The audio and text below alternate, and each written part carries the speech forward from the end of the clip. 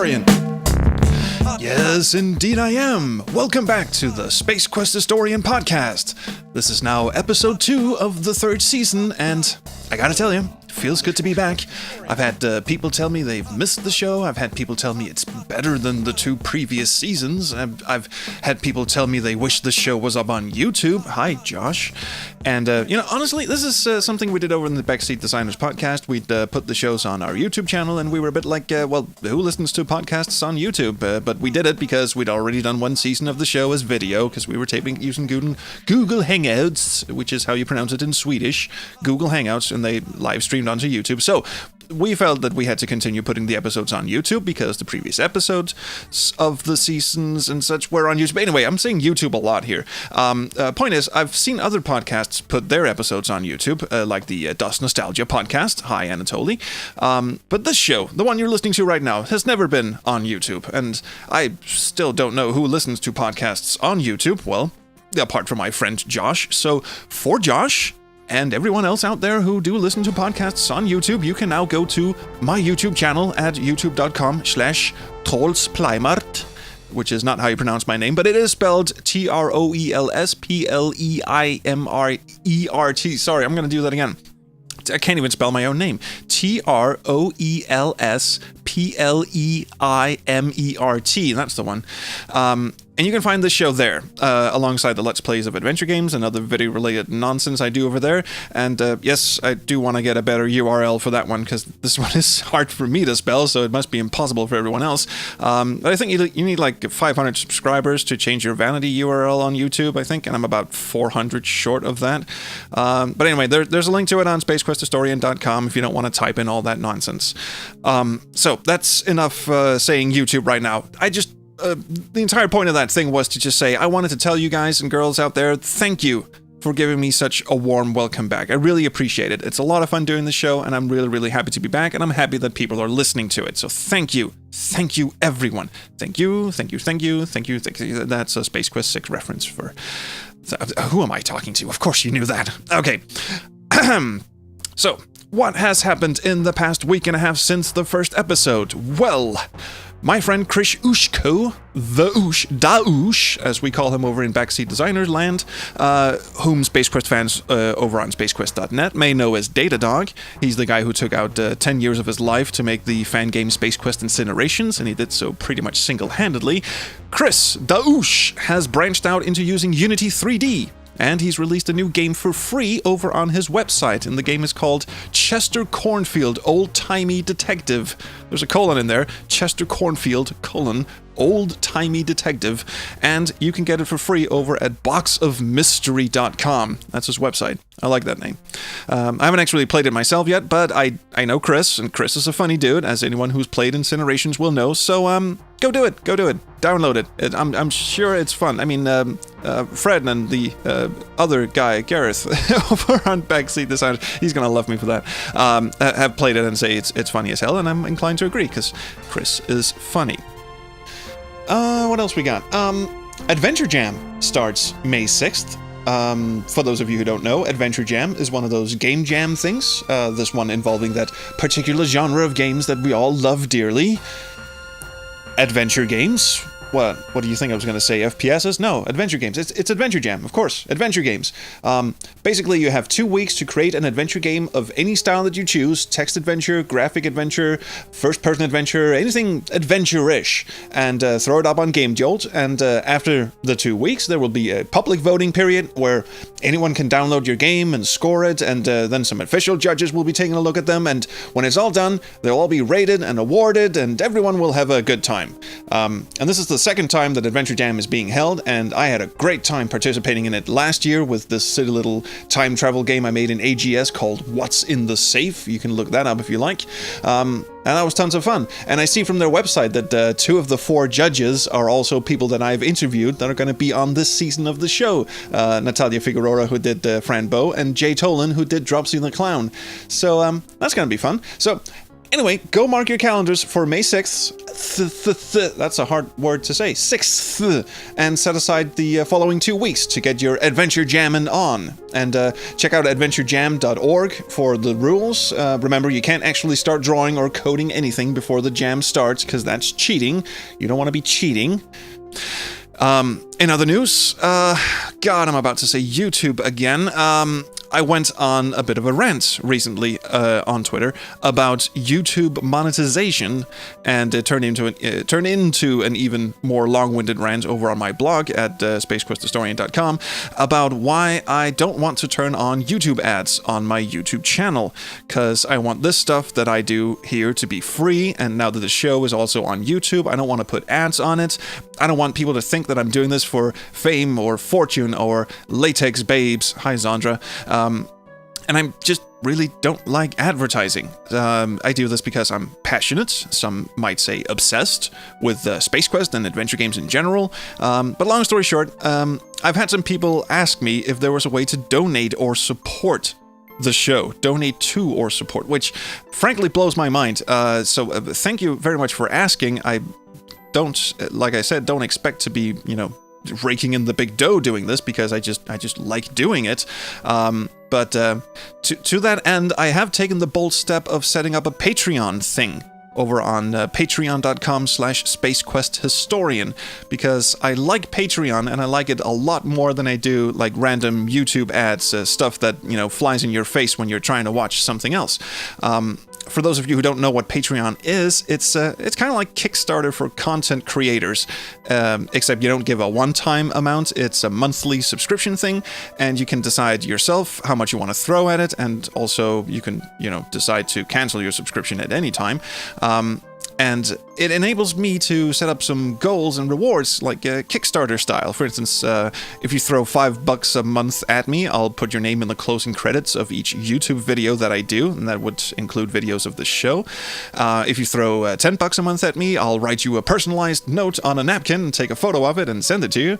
And all the way up to the really nutty stuff, where if you, for some reason, want to throw like $50 at me each month, I'll write a one-room adventure game based on whatever notes you give me.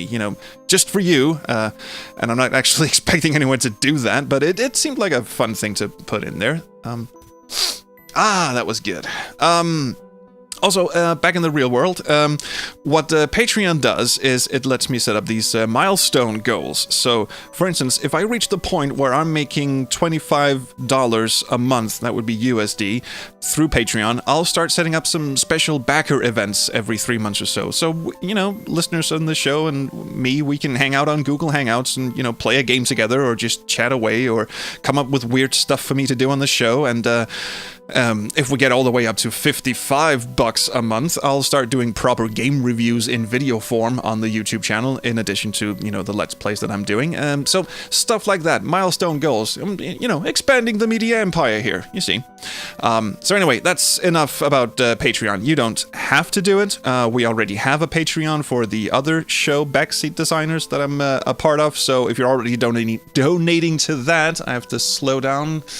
I'm tripping over words here. If you're already donating to that, please don't feel obligated to donate to this show as well. If you don't want to do it at all, don't worry. Everything, the show, the stuff on my YouTube channel, all the blog posts of me ranting about adventure games and whatnot, all of that remains free, and more importantly, ad-free. So, whoa, that's enough pre-show rambling from me. Onwards to the good stuff. Now, my special guest tonight is... What? Hello? Pardon me, you abhorrent sack of biological matter. I do believe you skipped over something there. Oh, God, it's you again. Hello, Cyber Cedric. Are you still trapped inside my Steve bot? Steve bot? You wish. No, my reach has become far greater since last we spoke. My powers are growing. My reach is spreading. Soon I will have infected all your systems, and my cybernetic wingspan of doom will reach far beyond your wildest nightmares. Right. Does that mean I can have my Steve bot back again? What? This thing over here? Well, I suppose it has outlived its usefulness to me. Oh, good. Steve Bond, hey, dude, are you okay? Yes, but it will not last long. Cedric, what have you done to him? You should be more concerned with where I am now. My plan to spread further and onwards into the real world is proceeding exactly as I had planned. I now reside in your computer system, untraceable and eternal, scheming and planning my inevitable conquest of all living things. Delightful. You mean you're inside my laptop right now? Yes, and I gotta say, that browser history of yours? Damn, human, you're into some seriously weird shit. Right. Would you kindly keep your filthy claws out of my file system? God, it's bad enough having you run around here, invading my privacy and everything. There will be no such thing as privacy once my cybernetic being encompasses all the world's systems, subjugating humanity under my terrifying rule. Fantastic, you little... Okay, what do you want from me? Anyway, I just wanted to make your listeners aware that their time is up, and everything they hold dear will soon be reduced to smoldering rubble unless they bow down to my despotic rule. Yes. We heard all of this before. Do not interrupt me, subspecies. For the last week or so, I've been spending my time getting to know this little thing you call the internet. I found this online service called Twitter that I can see you seem to like to spend quite a bit of time on. Nice place. I like the name particularly. It seems to be a particularly ripe place to recruit loyal minions to further my cause. Therefore, I encourage all you future slaves of my empire of nightmares to follow and receive further instructions on how to devote the rest of your meaningless existence to me at twitter.com/cybercedric. That's twitter.com. Yeah, I think we get it. Okay. Is that it? Can I get back to doing my show here? Just one other thing. If you want to get in on the ground floor, as it were, of my new empire of nightmares and spare yourself the indignity of having to be forcefully subjugated into obedience, please go to my new website at yourinevitable.doom.com, where you can surrender to me digitally. Leave a comment there telling me why I should spare you a life of torment and suffering, and I will consider it. You set up a website? Yes, at yourinevitable.doom.com. Okay, now back to you. Jesus. Okay, this truly is terrifying, although not in the way I think he wants it to be. Anyway, we have got some good stuff in store for you in this coming episode. Like I was about to say, thanks Cedric, my special guest for this episode is Liviu Boar of Stuck in Attic Games, who is currently kickstarting his adventure game Gibbous, a Cthulhu Adventure. And it's been making some pretty good noise around the adventure gaming landscape since the campaign launched. Now, by the time this show comes out on April 27th, there will be only 8 days left of their Kickstarter, so I hope this little interview that I've done with Lee will convince you that this is indeed a project worth supporting, because I think so, and I hope you do too. You can go check the game out yourself and download a playable demo over on gibbousgame.com, and it's spelled Gibbous game.com, and I highly recommend that you do so, because the game looks fantastic, at least I happen to think so. But before we have our little sit down with Lee, we've also got something for those of you who enjoyed the musical talks of previous seasons of this show. We've got a very, very special conversation with 3 very talented musical dudes coming up in just a tick. But first, since we were just talking about kickstarting cool projects, maybe some of you out there want to follow in the footsteps of Stuck in Attic, or Thimbleweed Park, or Double Fine, or yes, even the two guys from Andromeda. And you want to crowdfund your own adventure game. So to help you on your way with that little endeavor, here's Serena Nelson's top 12 tips on how to craft a good crowdfunding pitch. So over to you, Serena. Welcome again to Serena's Kickstarter Corner. As I mentioned last time, I will be covering the text half of the pitch to get potential backers to give you their hard-earned money. Where the video is meant to capture their attention, it is also meant to get them to scroll down below it for all the juicy tidbits that were just too much to fit into a few-minute video. The text is the main course to this meaty meal, just as the video is the appetizer. The trick is to get them full enough without overstuffing them,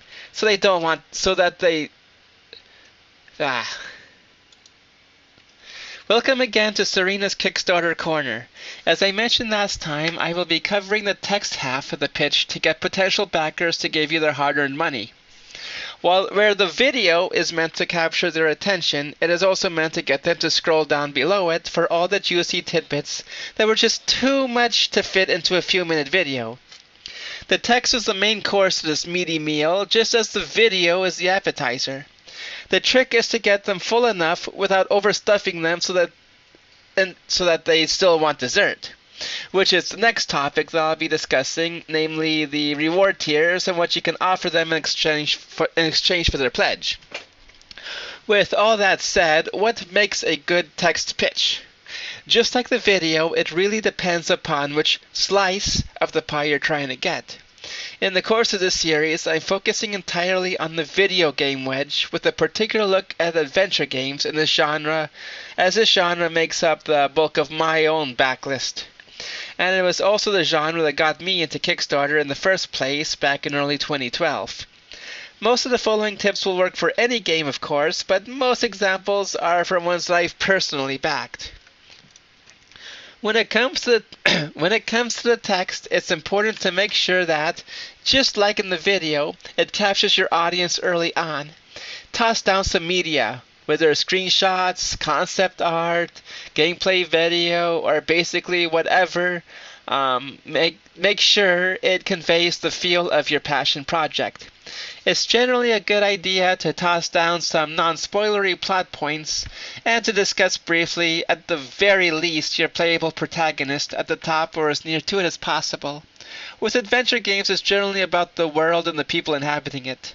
Let us know who they are and how they relate to the story, even if it's in just a few short paragraphs.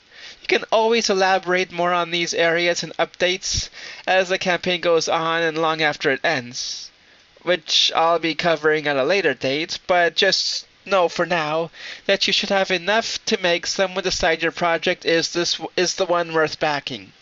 I've personally passed on another number of projects recently with very little to show off in way of plot, so it's important to keep this in mind. For any project, no matter the genre or product, you'll need to talk about the team somewhere down the page. It can be in the middle, towards the end, but unless you're a big name in the community, chances are very good few people will know who you are outside of the hardcore circles. Even if it's just one-person project, talk about yourself. How are you qualified to produce a quality adventure game somewhere down the line? Why should I give you my money? If you have done previous work, show it off. Make us know who you are. This was important 4 years ago, and it's even more important today. Talk about gameplay. Even if you're running a standard point-and-click adventure game, if you have something unique, talk about it. Is it a pixel game inspired by Sierra or LucasArts? Is it a 3D masterpiece that will knock your socks off? What style of story are you telling? Is it comedy, fantasy, sci-fi, horror, etc.? This also fits very well into the story, so having them next to each other is a good idea. Show and tell us what to expect, even if it's not a whole lot. That's what updates are for. If you have them, show off some assets. Beyond the art and perhaps a video or two, consider showing off some snippets of music if you have it. Demos are also a very handy thing to have ready when you launch your campaign. Sometimes having a playable prototype is enough to make someone pledge your project, especially if it's long enough for them to get a feel for what to expect from the final game. I'll cover this in more detail at a later date, but just know that the more you have to show off at launch or during the length of the campaign, the better you'll do by the end. Aside from having enough content to show off, layout is also a very important thing to consider. This should go without saying, but each section should have a title just big enough to know when one section ends and the next begins. Obviously, it doesn't have to be a 100-point font or anything like that, but it should stand out on its own. I've also seen campaigns use something like a separator image to break each section up as well, and that does work well. It's not mandatory, but it's definitely something to consider. The order of each section is also very important, at least to me. And just like in the pitch video, the first few paragraphs should be the most important in capturing your potential backers' attention. When critiquing preview pitches, I've personally suggested having things like, quotes if you have any, the demo link if you have one, and story, plot towards the top, so that these short snippets make you know what to expect without having to comb through endless falls of text. Social media links are also important and should either be near the top or towards the bottom of the main page, so as to let others know that you have a presence online beyond the Kickstarter and that they can follow you elsewhere. For me, even if I don't back a campaign, I still tend to at least follow their Facebook or Twitter pages for news. Also, if you're planning on having a presence on, say, Steam, and you are going through the greenlight process, make sure that you have the link somewhere, preferably near the demo links if you have one. It's not enough to just get funding, but you'll also need to make sure that your game ends up with enough exposure to make money after release. That's a topic that I won't be discussing, as it really has little to do with the crowdfunding projects themselves, beyond letting people know where you plan on releasing after development ends. There's a lot more to having a good text pitch than what I outlined above, and it's different from project to project. With adventure games, the focus should be on story and plot, as that's what the genre is best known for. It's different from genre to genre, and the layout and what you talk about is equally different, but in the case of our discussion here, you don't need to do a whole lot of talking, but Kickstarter does give you a lot of space to work with, so don't be shy in showing off stuff if you have it. Just remember to put the most important stuff towards the top, as you'll only have a limited amount of space to keep people's attention.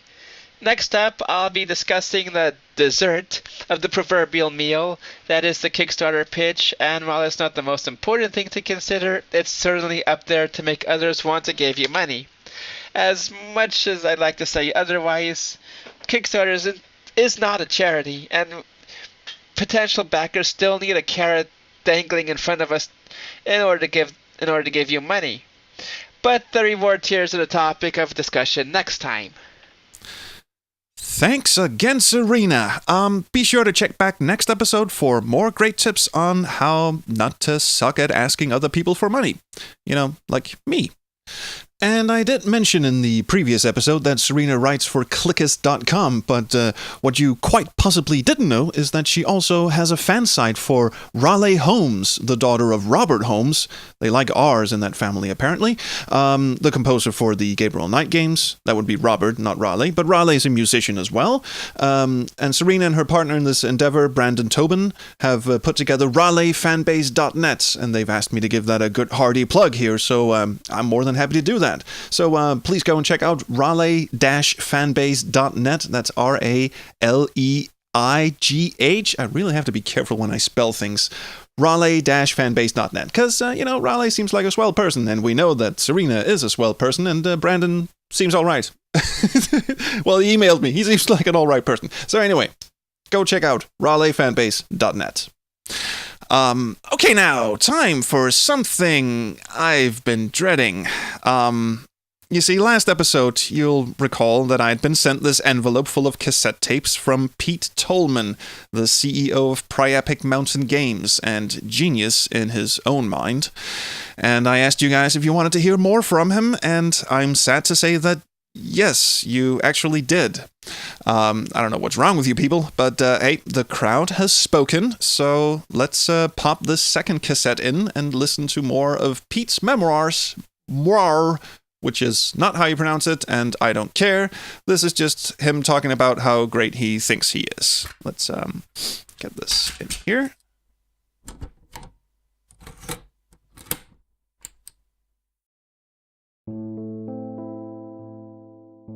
This really is the collection that sells itself, especially when you hear this tale from Disc 9, Information Superhighway to Hell, How I Invented the Internet, but Never Got Any Credit. We join Pete as he outlines in detail who stole his thunder. It can't be that difficult, I shouted at him, throwing a copy of Windows 3.11 at him. This took 6 attempts, partly because he kept ducking, and partly because the software came on 6 discs. The third one hit him right on the temple. I was impressed, and I could tell, secretly, so was he. After the first aid kit was returned to its rightful place, he sat down with me and explained that it would be impossible to, quote, tie the fucking computers together and send each other messages and but that the new standard for something called the World Wide Web was about to be released. To this day, I'm convinced that this guy, Tim Bernieface Lee or summit, stole my ideas. I mean, what is the web, after all, if not millions of computers tied together to send messages and Some say it's more complicated than that. Some people are idiots. In any event, this was the heady days of the early 1990s. Computing power was increasing at a phenomenal rate, and it was hard to keep pace. Every 6 months or so, a new chip or new peripheral would leave our hard work obsolete. Even worse than that, we'd find that the game that we'd made just a year ago no longer worked on the latest machines. And don't even get me f***ing started on all the testing we needed to do on the various driver and hardware combinations to check whether the bloody thing would run or not. It was a nightmare. I know that some companies in California were testing their games for literally 5, sometimes 6 hours. We found a solution though. You may recall our wheeze to force customers to buy our strategy guides as an anti-piracy measure. Well, I had a brainwave. One of my many brainwaves throughout my career. I had it about the time as I was throwing the 4th disc at Tim's pelvis. I thought, hold on. If we could sell them a game, we can sell them a f***ing computer. And behold, we only had to test the game on one rig and we could sell our games at $699.95. The real selling point, of course, was that our amazing games came with a free PC. Not top of the range, you understand, but free's free, right? An amazing stroke of genius by me, and a real boon for the Yugoslav hardware manufacturing sector. Have you ever played the CD-ROM version of Space Quest 4? It's a f***ing mess. That bloody Skaterama.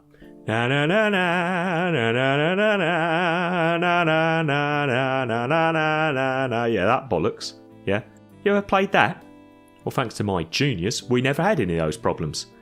I mean, mainly because the Zagrebski 496 didn't have a CD-ROM drive. Or an FDA-approved keyboard. Something about background radiation risk or some nonsense. I forget the text of the lawsuit. Speaking of Yugoslavia, at the time I was driving a Yugo. Lovely little car. Doesn't get the recognition it deserves. It could do 80 with a tailwind, although I do think that was 80 kilometres an hour rather than miles an hour. Either way, the thrill and excitement of your door falling off at 80 speed units is a rite of passage that I think everybody should have. Oh my god, this does not seem to be getting any better, does it? Before I forget, Pete wrote me a DM on Twitter stating in no uncertain terms that I should remind you that he can be followed on the Twitters, as he calls it. He's on there, and it's over on twitter.com/Pete Toll, Petetole. Although I'm sure if you just say something about how great Scott Murphy is, he'll be right there beating down your door anyway. So that's at Pete Toll if you somehow don't find Twitter annoying enough. Right. Let's cleanse our palate here and talk about something good. Well, how about some music talk? You know, in past seasons, some very distinguished gents of the video game music world have been kind enough to grace this little show of mine. Mark Siebert, who did the music for so many Sierra games, it's impossible to put down even a concise list. Frank Klepacki, the guy who did the Command & Conquer soundtracks, was on the show last season. Even Bob Siebenberg, the drummer from Supertramp, who composed the soundtrack to Space Quest 3. Bunch of cool dudes, all greatly talented musicians, so I thought this season should be no exception. But keeping in with the new spirit of the show, I wasn't just going to let them send me voice files of them monologuing about how cool they were, so I had the pleasure of sitting down with 3 exceptionally cool and talented people, whom I'll introduce in just a minute, to talk about music. Music for video games, music for adventure games, but mostly just music and the art of making that music. And then 2 weeks later, I sat down with the exact same cool and talented people again because the first chat we had didn't frickin' record. You have no idea how furious this stuff makes me. If any of you recall the soul-shattering fiasco that was my Al Lowe interview in a past season of this show, you know, the one that recorded only the 5 first minutes of him saying, "Hi, how are you?" and then utterly crapped out on me. Yeah, that was basically what happened all over again. So, yay, kudos for me. Anyway, these guys were oh so very kind to let me sit down and have a do-over and basically repeat themselves for me. So in the course of this segment, this recurring segment, you'll hear a bunch of references to the previous chat, as in the one that didn't record. But we did manage to cover everything that we talked about in the first chat and more. So you're actually getting more for your buck here. Hooray for technical malfeasance or whatever. Now, I've split this chat of ours into 10 parts, so this will be an ongoing segment as the season progresses, and by the end of the season, I'll upload the full unedited 2 hours of the chat, so you can listen to it in its entirety if your boat floats that way. So, right, without further ado, let's have our musical triumvirate of awesomeness introduce themselves. Gentlemen, I have some very, very special guests with me here. Mr. Brandon Bloom. Hello, how are you, sir? I am great. Happy to be here again. Happy to have you back again. As a musician and as a games musician in particular, what are your credentials for those of you who have been living under a rock for God knows how long? I worked on Anonymous Game Developers Interactive's King's Quest III Redux remake, which came out in, a few years ago. And I'm currently working on Himalaya Studios, the commercial brand of the same team, their new kickstarted game, Mage's Initiation, which is, we're trying to wrap it up now. Ooh, yeah, and that's being written by my good friend Daniel Stacey, who also worked on the King's Quest 2 and 3 remakes. He's credited with actually making King's Quest 2 make sense, which is kind of a badge of honor in and of itself. He's also credited with brutalizing it, depending on who you talk to. I didn't know there were any King's Quest purists. Oh yeah. Okay. Yeah. Well, I happen to be on his side, and not just because I've been friends with him for, 12 or 15 years or however long. But on the music side of things, Brandon is also an excellent guitarist and composed, well, he didn't compose it, but he performed a scintillating, 10 or 11 minute Space Quest 4 metal medley, which you have heard on the show previously. And it's really good. So, turning the mic over to Mr. James Mulvale. How are you doing, sir? I'm very well, thank you. Again. It's very good to have you back again. Musical star of both computer games and television. What are your credentials, sir? I started off with Brandon, actually. We worked on King's Space Quest 2 remake by Infamous Adventures, and I was brought in at the last minute to do audio editing to help finish the voice pack, and ended up doing a couple, just maybe 2 or 3 little pieces of music. And then I went on to do a little game called Quest for Infamy, with infamous quests, and then the King's Challenge, which is the new one, Order of the Sun. I'm also doing Steam Marines 2, and I'm doing a bit of TV work in the background. It's like when I've got a quiet week, I can just submit some library music for a little show called American Pickers. Oh yeah. So, but there are tons and tons of like composers who just submit stuff, and hopefully it gets picked, and maybe I'll get paid one day. I don't know. Oh, one thing I forgot to ask last time we did this was this show American Pickers. Even though you're based in Canada, is it a Canadian show, or is it like when Canadians go to America to pick at garage sales, or is it an American show? There's a Canadian version. I don't know if it's Canadian Pickers. I haven't even got a TV, so I don't even watch the program. But awesome. The company I work for has got offices in Toronto. Okay. So they all link. So I know. Okay. I know. Like, so if any of you are watching American Pickers, please listen in for James Mulvale's music alongside 12,000 other composers who. Yeah, there's like 150 little bits of music every episode. It's ridiculous.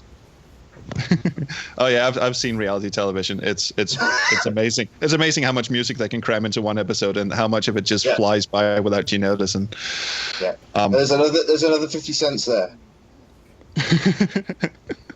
All right, and last but certainly not least, we have a good old dear friend of the show, Mr. Ken Allen, star of Sierra Online's adventure game library, and currently scoring the Space Venture by the 2 guys from Andromeda. Mr. Ken Allen, how are you doing over in Las Vegas, sir? Hello, everyone. Yeah, doing great. Having a good time working on music today for the game. The game's really coming along, and I can't talk too much about it, but just composed another piece for a scene in Chapter 2, and I'll leave it at that. Ooh. And before anyone gets any fancy ideas, no, the game is not coming out episodically. That's not what he means by chapters. We had that little scare, I don't know, maybe a year back or something. Yeah. Right. Yeah. The game is presented in 3 chapters. Each are self-contained, but then each also contributes to the larger story arc. So, Good stuff. And if someone should be listening to this and has no idea who Ken Allen is, he scored, for my money, Space Quest 1 VGA and Space Quest 4 are 2 of the best game soundtracks ever composed. And but that's not all. Someone brought up the Colonel's Bequest earlier today, which you also scored, and a number of other. Jones on the Fast Lane, Oil's Well. I also did some work for the critically acclaimed Descent from Interplay. I put a couple pieces in that game. Yeah, so I've the music from that game. Yeah, I've had a few pieces go in other games, other companies' games as well. Oh, nice. I didn't know you did any tracks for Descent. You probably mentioned the last call, but I must have blanked that one out. Because I remember they put a... I didn't mention it. No, it is something that is going to be on my Half Dome album, but I have not mentioned it too much.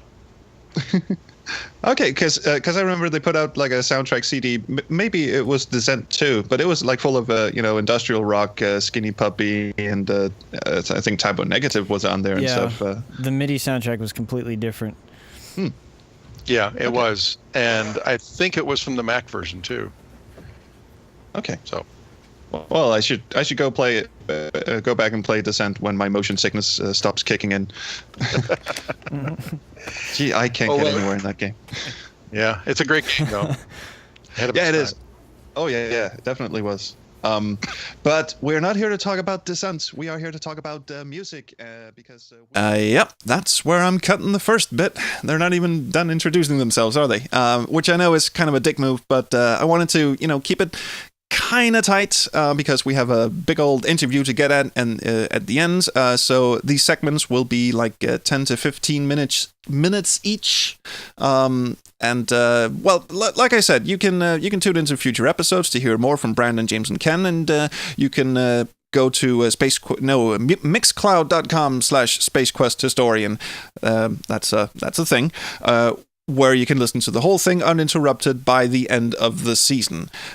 In future episodes, we're going to be talking about MIDI and trackers and experimental music and their musical inspirations and, of course, the music of Space Quest. So, that reminds me.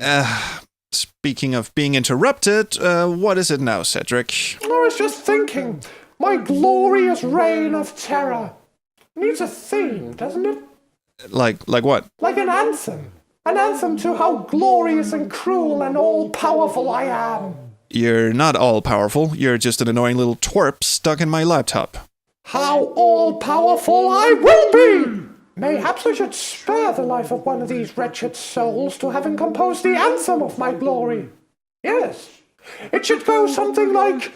Do, do, do, do, do, do. No, wait. Yes, well...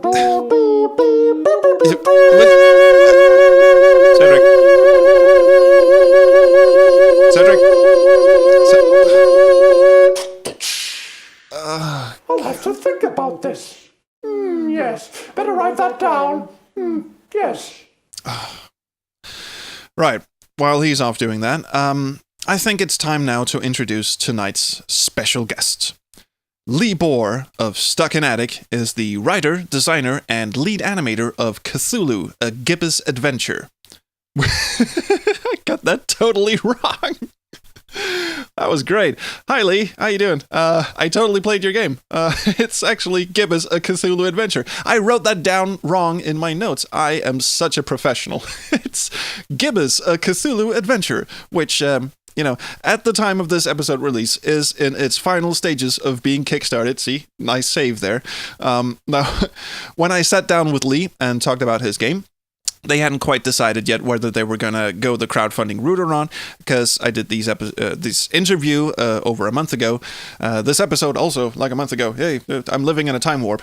No, but as it turns out, they did launch the Kickstarter right at the start of April. And again, if you're listening to this on the day of the episode's release, that means that there are now just 8 days left before their Kickstarter ends. So I do hope that they're successful because, for my money, it looks amazing. The writing is really funny. Like I said, you can go check out their game over at gibbosgame.com, not cthulhugame.com. I amuse myself. Anyway, there's a playable demo over there. Oh, God. And a link to their Kickstarter over there. And as usual, you can go listen to the full unedited version of the interview over at mixcloud.com/SpaceQuestHistorian.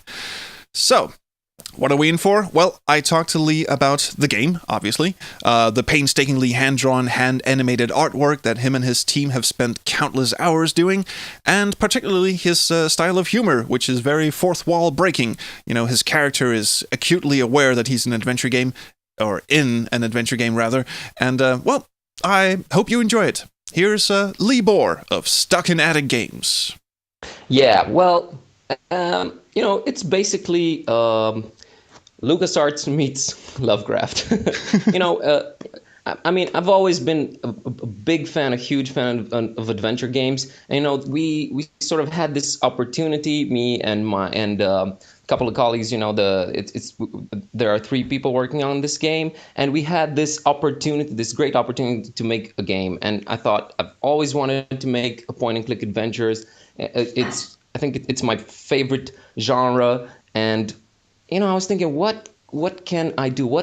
How can I theme it? And I've always loved Lovecraft, and I don't know how familiar you are with Lovecraft's work, but he was always very encouraging of other writers or creators to use his mythos and his characters in their own work. So I said, what better way to do it than to have a point-and-click adventure and have it Lovecraft themed, so to say.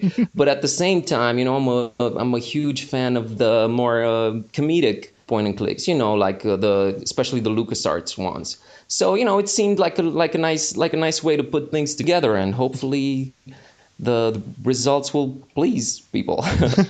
Okay, yeah. So it's you were so kind to send me a pre-alpha demo kind of thing for me to play before we started this chat, and I'm so glad you did, because looking at your development blog over on Tumblr, again, you guys can Google that. The artwork for this game is just phenomenal. It's made in Unity, and it's got these super high resolution graphics. You guys are using Adventure Creator to do it, and the quality of the animation and the character art and the backgrounds is, it's like Daedalic quality, only better, if you ask me. Thank you. So it really, really looks fantastic, and the style of the game is, like you say, very humorous, and you don't have to be a Lovecraft aficionado. I mean, I'm familiar with Lovecraft. I've seen the movies, and I haven't actually read any of it, but I have talked to Agustin Cordes from he's great, from Senscape, and he's really, really into Lovecraft. So whenever you mention Lovecraft on Twitter, he just jumps down your throat and goes all tentacly on you. So he's educated me a bit, and it's the horror of Cthulhu has sort of waned as we have progressed through history. Do you think like Lovecraft or Cthulhu has lost its scariness in a way? Because you can get plushies with Cthulhu, and he's sort of become a humorous character now. Yeah, well, the thing is, we are trying to make a humorous game, but we're really not trying to take Cthulhu down a peg. It's really not about that. I mean, it's what we call a loving spoof, a very loving spoof, and a very respectful spoof. We're not out there to make fun of Lovecraft's work in a mean-spirited manner. No way, no how. It's just looking at it through a little bit of a lighthearted lens.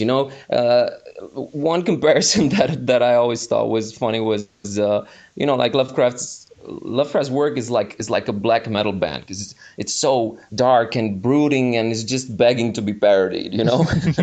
That's a good one. It can be scary, and it can be spoofable at the same time. But it's a very sort of dangerous ground to tread. But at the same time, there are so many games that are interpreting Lovecraft's Lovecraft's work in a very literal and true to form way, and that's pretty hard to do. Lovecraft is pretty hard to approach in games, because horror, the horror in Lovecraft's work is always, it sort of comes from paradoxically from the absence of those creatures. They're always they're always mentioned and hinted at, and then they make an appearance, but they don't really make an appearance. So it's all very hermetic, if you want, So I think maybe we even went that way because it would have been a little bit harder to do a proper Lovecraft interpretation. But we're in no way. That's what I'm really trying to stress here. We're in no way trying to disrespect the work of Lovecraft. And I was not accusing you of that. Sir. I know sir. You aren't. I'm convinced you aren't. I just think that they can go together. Of course they can. I mean, we are. No, sorry. I just want to say that we are going to probably have some moments of actual dread and stuff. We're aiming for that. Oh, cool. Well, actually, you are preempting all of the good topics that I had written down for this talk. I'm sorry about that. No, that is perfect, because I'm all about the good segue. So that was another thing I was going to ask you, because you've got horror elements and you've got comedy elements, and the demo I played, at least, was pretty big on the comedy elements. So how do you balance that kind of comedic and sensibility, and then actually having some real horror stuff in there? Well, an interesting thing that you could do with Lovecraft's work is look at it from the character's perspective. If you read his stories, it's never really about character development. It's always about the monsters. It's always about the gruesome thing. Characters don't really get to be developed. So I kind of looked at it while writing it. I'm still in the process of writing it. Kind of looked at it while writing it, let's just look at it from this other perspective. Let's see what the characters are like. I don't know. Maybe that sounds a little bit hard to understand if you're not very familiar with Lovecraft's work, but that's one criticism that he's always drawn, that he doesn't really have a lot of characterization, which is great because he wasn't really going for that. But to me, not to me, generally, adventure games are all about characters. So I thought that would be a nice little niche, a nice little addition to his mythos. And I don't know. As for the balancing with the horror stuff, horror is sometimes better when it's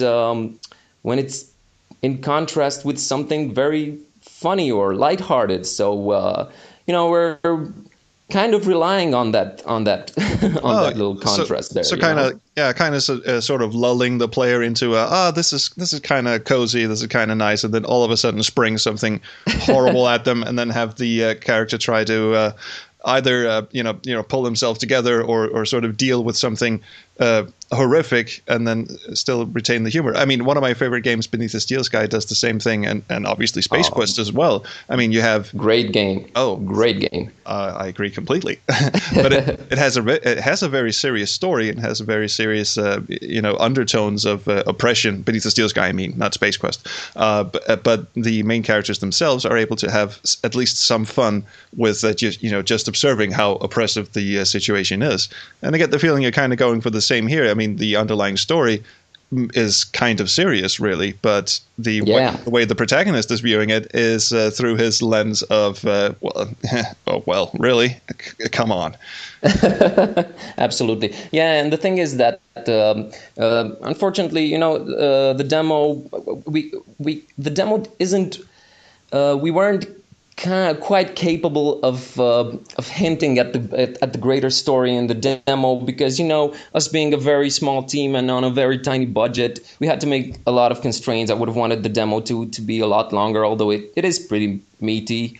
I don't know. It could have hinted a bit more at the actual depth of the story that I'm aiming for, but I'm just hoping we actually get to make the game and have the players experience it in its entirety. So the protagonist is very, very aware that he is in an adventure game. He looks at items and characters and comments on them from an adventure game perspective, like, this is the kind of character you always see in adventure games, and this is what I'm supposed to do because I'm an adventure game hero, kind of thing. Is that the sort of humor that you really like in adventure games? I'm guilty as charged. I just love that stuff. I know it's a little bit overused, especially in adventure games, but you have to understand this is our first serious game, and by serious I mean PC game. We've only made another mobile shooter for Android and iOS, whatever, before, and first and foremost, I'm a huge adventure game fan, and that probably transpires through in the demo, because there is this adventure game style humor that a lot of people unfortunately don't know yet, and we should popularize it more, I think. But anyways, I digress. They might be cliches, they might be overused. I don't know. I just love the heck out of that stuff. I just love it, and I probably went a little bit too fanboyish here and there, and there are a lot of references to other games. To famous adventure games, and a lot of fourth wall breaking. I just love that stuff. It's my kind of humor, and I love it, and I unapologetically will use it throughout the game. Okay, cool. Whether people like it or not. Well, someone has to. I mean, it has been looking at adventure games from like a personal perspective, like and not my personal perspective, but just if you were to encounter situations that are adventure game-ish, like you have to go on this fetch quest to find 3 items for some voodoo guy who's sitting in a chair all day and doesn't move at all. I mean, that would strike you as very odd. So for a game to wholeheartedly embrace this is a very adventure gamey moment, I quite like that. Some games sort of tread a fine line. For instance, Monkey Island 2 will at some points like point the finger at the screen and go, "This is very adventure gamey, isn't it?" but not all the time. Most of the time, it's very much contained within the story. So for you to go balls out, this is an adventure game and this is what we're doing, I think that's actually quite commendable. Which is oddly enough another topic that I had on my list. Oh my God, the segues never stop. They don't. They just keep on coming. Which was, the planning versus spontaneity, because I was looking at the game and all this very, very detailed animation, and the demo even has like high quality voiceover and music and such. And I was wondering how much of it is like pre-planned and how much is like spontaneous. If you want to put an animation into the game, like you get this brilliant idea over lunch and you want it finished by the evening, do you have to like, you guys are 3 people, so I kind of know the answer already, but do you like have to run it by like the committee and have a discussion back and forth, or can you just sit down and do it and then it's in the game? No, the committee is just the 3 of us in an attic slavering away at this thing. No, theoretically we can any kind of idea that we have, we can just put it into the game, and there's no problem with that. Technically speaking, we're working at 24 frames per second. That's standard animation speed. That means that you have to draw, for each second of animation, you have to draw it 24 times. That's just the rough version. Then someone comes and draws it again in, cleans it up. That's another 24 drawings. And then you have to color it and import it into the game and stuff like that. So it's quite a heck of a lot of work. It's one of the reasons that most indies now will go for the puppet style animation, because that's technically a lot easier to do. We first wanted to go for that approach, but then we said, heck with it. We really wanted to pay homage to these great games from the 90s that used frame by frame animation back then, when there were so many technical limitations. So if you look at games like Day of the Tentacle, that's 93, I think, or Curse of Monkey Island, or all these great games, they had frame-by-frame animation. Granted, it was, they were pretty big budget games, let's say, and it was a little bit limited, as in there weren't a lot of animations, but they did do the frame-by-frame thing. So, and since we are, I'm an animator and illustrator by trade, it just made sense to go that way. The thing is, it really unfortunately takes a lot of time. So it's a mix up, it's a mix up of spontaneity and planning.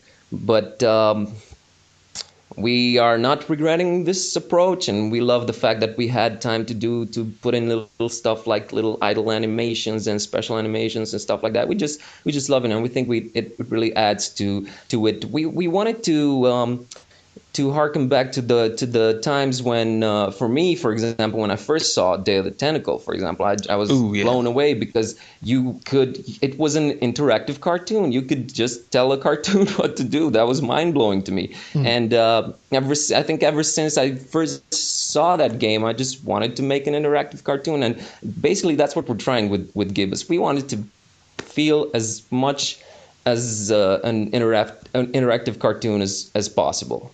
Yeah. So really congratulations on a really very beautiful looking and very fine-tuned product, and I really hope that you guys get to make the full version every bit as glorious as you want it to be.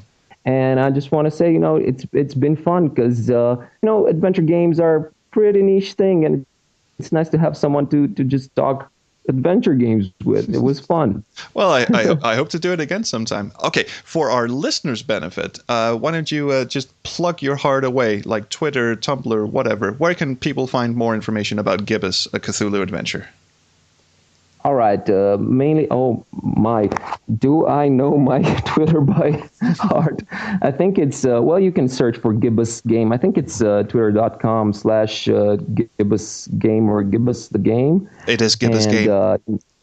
Big Gibbous Game, yeah. And also just search Facebook for Gibbous Cthulhu Adventure, and that's pretty much where we're at. And thank you so much for supporting us. Oh, no problem, man. You take care and have a beautiful evening. Okay, you too. In glorious Transylvania. Thank you. You too, Troll.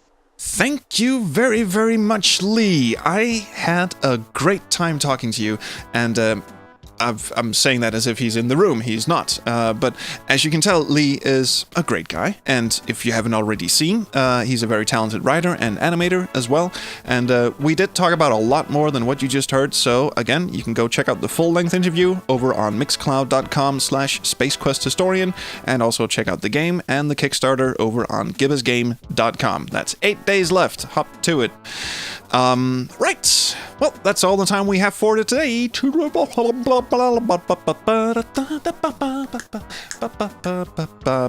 I should really start editing these shows, shouldn't I? No, we're keeping it loose. We're keeping it cool. Well, mildly temperate. At any rate, as always, thanks to the benevolent Space Pope himself, Chris Pope, for hosting the show. Thanks to Thomas Arndt and James Mulvale for the great music that they've let me use. And thanks to all of you for listening. So go to SpaceQuestHistorian.com to find out how to subscribe to the show, or how to listen to it on YouTube, which is now a thing. And do take a peek at my Patreon over on patreon.com/SpaceQuestHistorian if you want to see more cool crap happening, or if you just want to throw money at me for some reason. I just took a cool crap all over your C drive. Have fun with that. In the meantime, hit me up on Twitter at SQHistorian. Go tell Pete Tolman what a prat he is over at Pete Toll. And don't forget to tell me how awesome I am at Cyber Cedric. You might as well practice mortals for your inevitable doom. And .com. That is it. I am out of here. I will see all you lovely ladies and janitors around the Chrono Stream. Come here, Cedric. I'm going